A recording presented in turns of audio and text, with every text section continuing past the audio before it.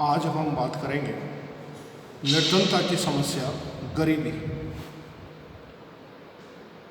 भारतीय जीवन का एक बुनियाद तथ्य है गरीबी। सन 2009-10 में देश की 29.8% जनसंख्या गरीबी की रेखा से नीचे जीवन यापन कर रही थी।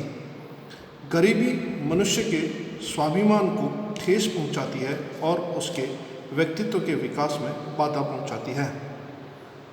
निरक्षर, भूखे नंगे, कुपोषित, निर्धनताग्रस्त 2 जून की रोटी के लिए संघर्ष करते हुए करोड़ों भारतीयों की यही स्थिति है।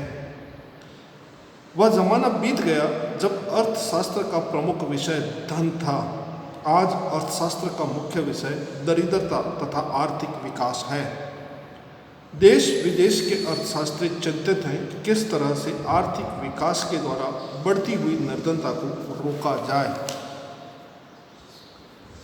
निर्धनता अथवा गरीबी से तात्पर्य एक ऐसी सामाजिक स्थिति से है जिसमें समाज का एक वर्ग अपने जीवन की बुनियादी आवश्यकताओं से भी वंचित रहे और वह न्यूनतम जीवन स्तर से भी नीचे जीवन यापन करने के लिए मजबूर हो।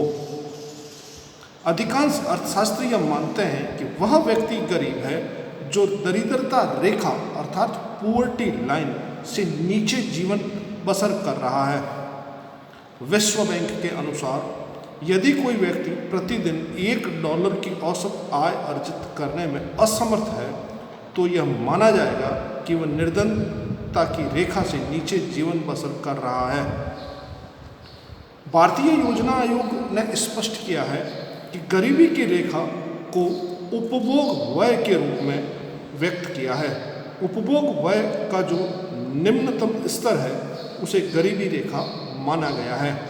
राष्ट्रीय नमूना सर्वेक्षण कार्यालय NSSO द्वारा प्रत्येक 5 वर्ष के अंतराल से पारिवारिक उपभोग व्यय के संबंध में आंकड़े एकत्रित किए जाते हैं और इन आंकड़ों का उपयोग करके योजना आयोग प्रतिवर्ष मासिक उपभोग व्यय यानी monthly per capita consumption expenditure के आधार पर निर्धनता रेखा को परिभाषित करता है।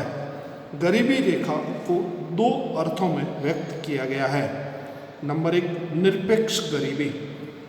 एक व्यक्ति की निरपेक्ष गरीबी का यह अर्थ है कि जिसकी आय या उपभोग व्यय इतना कम है कि वह न्यूनतम भरण पोषण स्तर से भी नीचे का जीवन यापन कर रहा है। दूसरा, सापेक्ष गरीबी। सापेक्ष गरीबी से तात्पर्य आय की उस विषमता से है जब 2 देशों के प्रति व्यक्ति आय की तुलना करते हैं तो उनमें भारी अंतर पाया जाता है। इस अंतर के आधार पर हम कह सकते हैं कि एक देश दूसरे देश से अधिक गरीब है। यदि हम भारत में गरीबी के आकार की बात करें तो भारत में आय वितरण तथा उपभोग व्यय से संबंधित आंकड़ों के अभाव के कारण गरीबी का सही अनुमान लगाना कठिन है।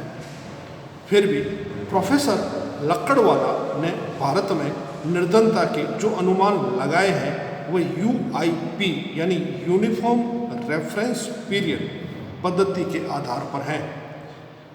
योजना आयोग ने दिसंबर 2005 में प्रोफेसर सुरेश डी तेंदुलकर की अध्यक्षता में एक विशेषज्ञ समूह का गठन किया जिसे निर्धनता का अनुमान लगाने को कहा गया। प्रोफेसर तेंदुलकर समूह ने निर्धनता का अनुमान लगाने हेतु प्रयुक्त पद्धति URP पर पुनर्विचार किया तथा निर्धनता अनुपात की गणना के लिए MRP मिक्स्ड रेफरेंस पीरियड को उपयुक्त माना। तेंदुलकर ने दिसंबर 2009 में अपनी रिपोर्ट प्रस्तुत की जिसे योजना आयोग ने स्वीकार कर लिया। प्रोफेसर तेंदुलकर ने निर्धनता रेखा के लिए 2004-05 की कीमतों पर प्रति व्यक्ति मासिक उपभोग व्यय को आधार माना तथा योजना आयोग ने इसी को आधार मान के 2011-12 में अखिल भारतीय स्तर पर ग्रामीण क्षेत्र में 816 रुपये प्रति व्यक्ति मासिक उपभोग, ग्रामीण क्षेत्र में 816 रुपये प्रति व्यक्ति मासिक उपभोग MPCE खर्च तथा शहरी क्षेत्र में 1000 रुपये MPCE को 2011-12 के लिए निर्धनता रेखा माना है तथा निर्धनता अनुपात की गणना का आधार यही माना गया। निर्धनता रेखा के उदयन आधार पर निर्धनता रेखा के नीचे रहने वाले लोगों का प्रतिशत 2011-12 में 21.9 था। यानी 2011-12 में देश की कुल जनसंख्या का 21.9% जनसंख्या निर्धनता रेखा से नीचे जीवन यापन कर रही थी। इस अवधि में निर्धन लोगों की संख्या 137.8 मिलियन की गिरावट आई। इसमें 109.8 मिलियन निर्धन ग्रामीण क्षेत्र में, 28 मिलियन शहरी क्षेत्र में शामिल है। दूसरे शब्दों में ये कहें तो 2004-05 से 2011-12 की अवधि में प्रतिवर्ष 2.2% की गिरावट आई है। 2011-12 में कुल जनसंख्या का 21.9% जनसंख्या गरीबी रेखा से नीचे थी। यदि यही बात हम राजस्थान के संदर्भ में करें तो राजस्थान में 2011-12 में निर्धनता अनुपात 14.7% था। अर्थात राजस्थान में 11-12 में 14.7% व्यक्ति निर्धनता रेखा से नीचे जीवन यापन कर रहे थे। इसमें से ग्रामीण व शहरी क्षेत्रों में अनुपात ग्रामीण में 16.1% तथा शहरों में 10.7% लोग निर्धनता रेखा से नीचे जीवन यापन कर रहे थे। भारत में गरीबी के कारण क्या हैं? योजना आयोग के अनुसार देश में गरीबी के दो प्रमुख कारण हैं। पहला है अल्प विकास और दूसरा है असमानता। यदि हम अल्प विकास की बात करें तो भारत में अल्प विकास इसलिए है क्योंकि गरीबी व आय के निम्न स्तर का एक मुख्य कारण अपर्याप्त आर्थिक विकास है। आर्थिक विकास के हमारे पास पर्याप्त संसाधन नहीं है, इसलिए देश अल्प विकसित है और अल्प विकसित होने के कारण हमारे देश में निर्धनता और गरीबी व्याप्त है। दूसरा कारण है जनसंख्या की ऊंची वृद्धि दर। भारत में जनसंख्या की वृद्धि दर बहुत ऊंची है। जहां सन 1961-71 के एक डिकेंड की बात करें, एक 10 वर्षों की बात करें तो हमारी जनसंख्या वृद्धि दर 2.2 प्रति वर्ष थी, जो 2001 से 11 के पीरियड में 1.76 हो गई, यानी कुछ कंट्रोल किया है। अगला कारण है बेरोजगारी। बेरोजगारी तथा गरीबी का घनिष्ठ संबंध है। भारत में बढ़ती हुई बेरोजगारी ने गरीबी को बढ़ाया है। योजनाबद्ध आर्थिक विकास के अंतर्गत नए रोजगार के अवसर के सृजन के बावजूद भारत में बेरोजगारी बढ़ती जा रही है।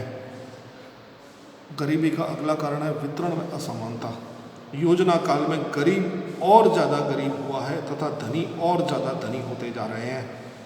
लेकिन धन व संपत्ति की असमानता, अवसर की असमानता तथा क्षेत्रीय विषमताओं ने गरीबी को बढ़ाने में सहयोग दिया है।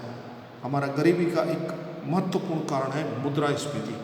मुद्रास्फीति भी गरीबी का एक प्रमुख कारण है, क्योंकि मुद्रास्फीति के कारण मुद्रा की क्रय शक्ति घट जाती है। समाज के निर्धन व्यक्ति की मौद्रिक आय में बेसिक वृद्धि हो जाती है, लेकिन उसकी वास्तविक आय कम हो जाती है। परिणाम स्वरूप गरीबी बढ़ती जाती है। गरीबी का एक कारण है पुरानी प्रौद्योगिकी। अनेक क्षेत्रों में आधुनिकीकरण तथा नवीन उन्नत तकनीक की आवश्यकता है, लेकिन सब जगह नई तकनीक का प्रयोग करना संभव नहीं है, क्योंकि हम अल्प विकसित हैं, अविकसित हैं। प्राकृतिक प्रकोप व अकाल, मानसून की अनिश्चितता, अपर्याप्तता के कारण कभी अतिवृष्टि होती है, कभी अनावृष्टि होती है, कभी बाढ़ आती है, कभी भूचाल आता है। प्राकृतिक प्रकोप का सामना करना पड़ता है, इसलिए गरीब गरीबी के चक्र में फंसा रहता है। गरीबी का एक प्रमुख कारण है पूंजी की कमी। पूंजी के अभाव में कृषि, उद्योग, आय, उत्पादन, रोजगार का स्तर नीचा रहता है। इससे गरीबी का दुष्चक्र चलता रहता है। गरीबी का एक प्रमुख कारण सामाजिक कारण भी है। हमारे समाज में अशिक्षा है, अज्ञानता है, रूढ़िवादी है, अंधविश्वास के कारण अधिकांश भारतीय जन्म से लेकर मृत्यु तक अनेक संस्कारों व अनुत्पादक खर्च करते रहते हैं, जिसके कारण वो गरीबी के जाल में फंसे रहते हैं। गरीबी का एक प्रमुख कारण है कृषि के अतिरिक्त रोजगार के अन्य अवसर की कमी। भारत एक कृषि प्रधान राष्ट्र है, जहाँ की अधिकांश जनसंख्या, अधिकांश का मतलब 78% जनसंख्या कृषि पर आश्रित है, और कृषि स्वयं मानसून पर आश्रित है, जो अनिश्चितता का कारण है। इसलिए गरीबी होने का एक प्रमुख कारण कृषि के अलावा दूसरा रोजगार का कोई मुख्य प्रमुख साधन देश में है नहीं। तो कृषि अनिश्चित है, इसलिए बेरोजगारी है, गरीबी है। क्षेत्रीय असमानता है।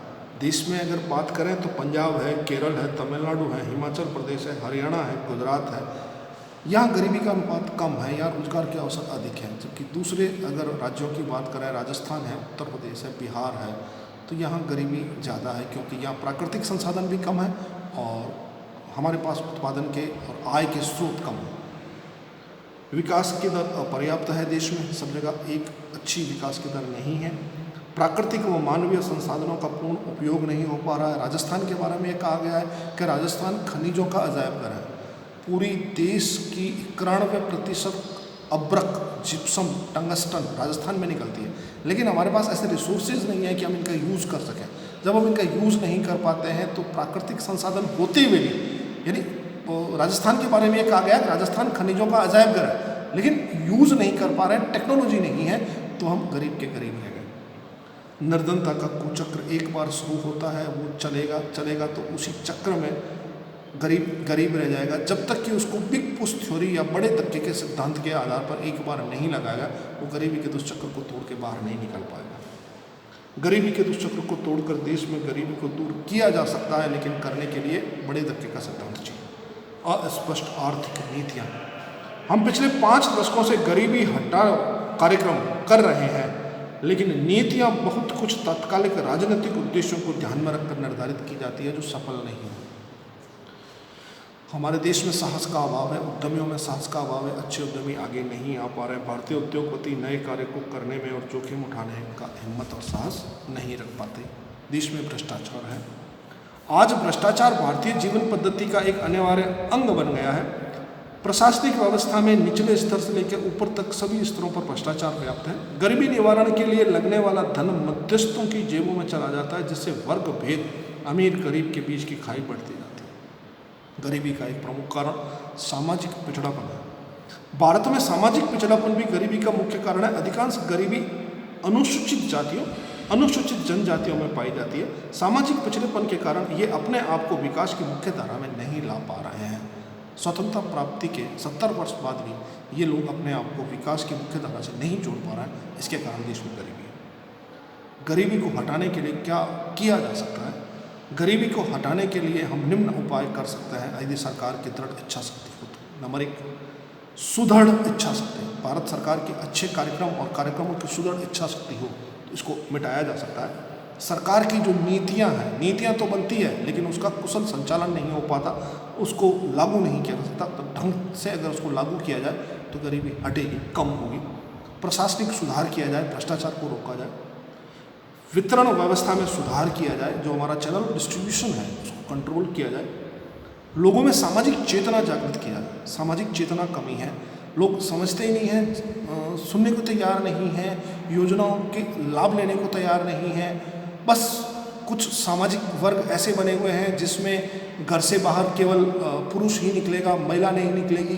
कुछ समाज के लोगों में ऐसा है महिला पुरुष दोनों निकलेंगे। तो ये सामाजिक चेतना अगर ज़्यादा होगी, सभी व्यक्ति आय कमाने के लिए निकलेंगे तो गरीबी मिटेगी। जनसंख्या को नियंत्रित किया जाए। जो लोग गरीब हैं उनके परिवार में सदस्यों की संख्या भी ज़्यादा है, उन लोगों ने जनसंख्या को नियंत्रण नहीं किया, सदस्य ज़्यादा है, सभी को पढ़ा नहीं पा रहे हैं, उनके पास खर्च करने के पैसे नहीं हैं, तो गरीबी और गरीब और गरीब होता जा रहा है क्योंकि पॉपुलेशन ज़्यादा है। पॉपुलेशन कंट्रोल करने से भी गरीबी हटेगी।